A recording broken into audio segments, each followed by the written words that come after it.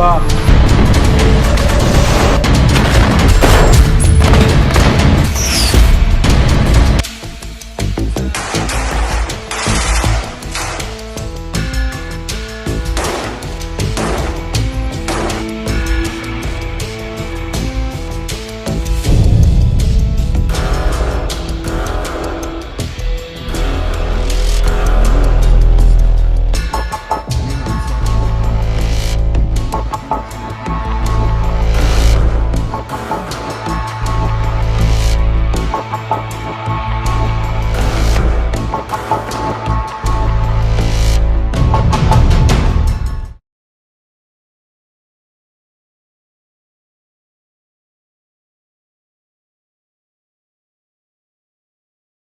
ממשלה כי החליט לפטר אותי מתפקידי כשר הביטחון בעיצומה של המלחמה.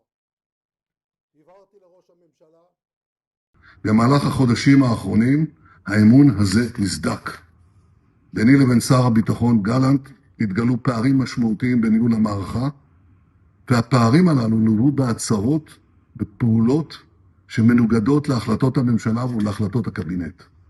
עשיתי ניסיונות רבים לגשר על הפערים הללו, אבל הם הלכו והתרחבו.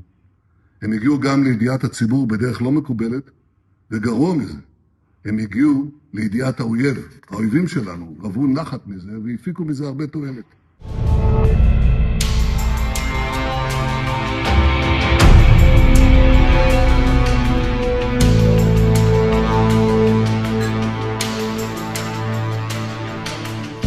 הוא מביא עמו שילוב מרשים של ניסיון עשיר, כושר ביצוע, הוא ידוע כבולדוזר, ושילוב של אחריות ותקיפות, תקיפות שקטה. וכל אלה חשובים מאוד לניהול המערכה.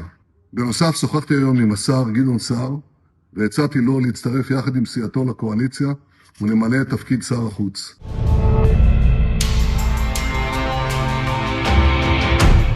הודיע לי ראש הממשלה כי החליט לפטר אותי מתפקידי כשר הביטחון בעיצומה של המלחמה.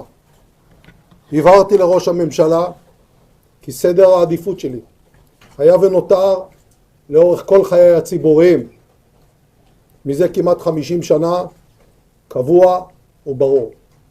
מדינת ישראל, צה"ל ומערכת הביטחון, ורק לאחר מכן כל היתר, כולל עתידי האישי.